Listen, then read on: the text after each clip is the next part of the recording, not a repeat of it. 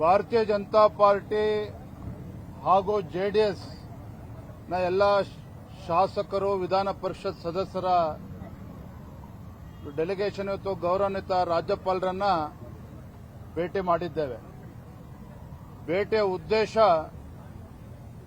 ರಾಜ್ಯದ ಈ ಕಾಂಗ್ರೆಸ್ ಸರ್ಕಾರದ ಅಸಂವಿಧಾನಾತ್ಮಕವಾಗಿ ಏನು ನಡೆ ಇದೆ, ತನ್ನ ಗ್ಯಾರಂಟಿಗಳನ್ನು ಅನುಷ್ಠಾನ ಮಾಡುವ ನಿಟ್ಟಿನಲ್ಲಿ ಏನು ಅಧ್ಯಕ್ಷಗಳನ್ನ ನೇಮಕ ಮಾಡಿದ್ದಾರೆ, ಚೇರ್ಮನ್ಗಳನ್ನ ನೇಮಕ ಮಾಡಿದ್ದಾರೆ.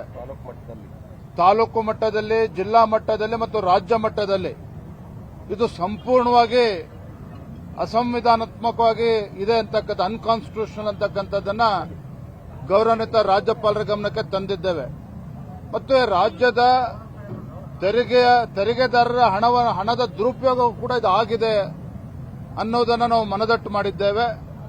ಮತ್ತೊಂದು ಕಡೆ ಶಾಸಕರ ಹಕ್ಕನ್ನ ಮೊಟಕುಗೊಳಿಸತಕ್ಕಂಥ ಕೆಲಸವೂ ಕೂಡ ಈ ಗ್ಯಾರಂಟಿ ಅಧ್ಯಕ್ಷಗಳಿಂದ ಆಗ್ತಾ ಇದೆ. ಇದು ಇವೆಲ್ಲವನ್ನ ಎಲ್ಲ ವಿಚಾರಗಳನ್ನ ಇಟ್ಕೊಂಡು ಇವತ್ತು ಗೌರವಾನ್ವಿತ ರಾಜ್ಯಪಾಲರಲ್ಲಿ ನಮ್ಮ ಅಹವಾಲನ್ನ ಮನವಿಯನ್ನ ಕೊಟ್ಟಿದ್ದೇವೆ. ಅವರು ಕೂಡ ಸ್ವೀಕಾರ ಮಾಡಿದ್ದಾರೆ. ಈ ಸರ್ಕಾರಕ್ಕೆ ತಿಳಿ ಹೇಳ್ತಕ್ಕಂಥ ಕೆಲಸ ಮಾಡಬೇಕು, ತಾವು ಮಧ್ಯಸ್ಥಿಕೆ ವಹಿಸಬೇಕು ಅನ್ನುವ ಮನವಿಯನ್ನ ನಾವು ಮಾಡಿದ್ದೇವೆ. ನನ್ನ ವಿಧಾನಸಭಾ ಕ್ಷೇತ್ರದಲ್ಲೇ ಜಿಲ್ಲಾ ಉಸ್ತುವಾರಿ ಸಚಿವರು ಶಾಲಾ ಡಿಗ್ರಿ ಮತ್ತು ಶಾಲಾ ಒಂದು ಕಮಿಟಿಗಳೇನಿರ್ತದೆ, ಉಸ್ತುವಾರಿ ಸಚಿವರು ಒಂದು ಪತ್ರವನ್ನು ಕೊಟ್ಟಿದ್ದಾರೆ. ಏನು ಆ ಪತ್ರದಲ್ಲಿ ಉಲ್ಲೇಖ ಮಾಡಿದ್ದಾರೆ ಅಂತ ಹೇಳಿದ್ರೆ, ಶಿಕಾರಿಪುರ ತಾಲೂಕಿನ ಗ್ಯಾರಂಟಿ ಅನುಷ್ಠಾನದ ಅಧ್ಯಕ್ಷನಿದ್ದಾರೆ, ಅವರು ಕೊಟ್ಟಿರ್ತಕ್ಕಂಥ ಹೆಸರುಗಳನ್ನ ಪರಿಗಣಿಸಬೇಕು ಅಂತೇಳಿ ಉಸ್ತುವಾರಿ ಸಚಿವರು ನನ್ನ ಕ್ಷೇತ್ರದಲ್ಲಿ ಕೊಟ್ಟಿದ್ದಾರೆ. ಈ ರೀತಿ ಬೇರೆ ಬೇರೆ ವಿಧಾನಸಭಾ ಕ್ಷೇತ್ರದಲ್ಲೂ ಕೂಡ ನಡೀತಾ ಇದೆ.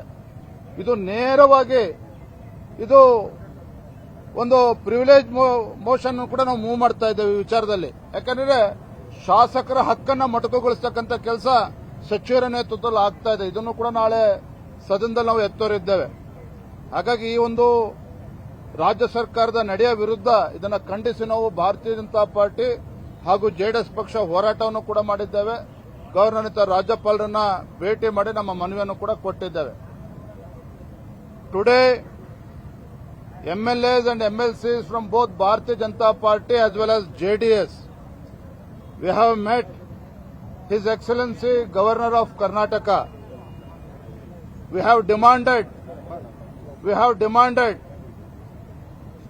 requested Governor to intervene, and we requested Governor to intervene in the appointment of the chairman of the Guarantee Implementation Committee.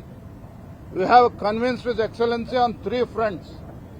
Firstly, the decision of the state government appointing chairman of this Guarantee Implementation Committee is totally unconstitutional.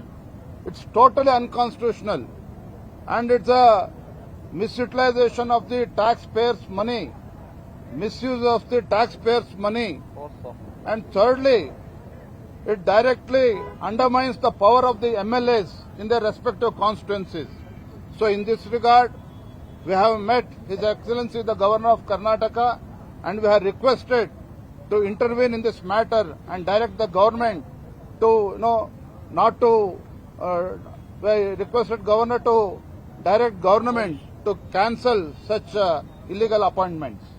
ಈ ಸಮಿತಿಯನ್ನ ಮಾಡಿ ಬಹಳ ದಿನಗಳಾದರೂ ಮಾಧ್ಯಮದಲ್ಲಿ ಚರ್ಚೆ ಆಗಿತ್ತು.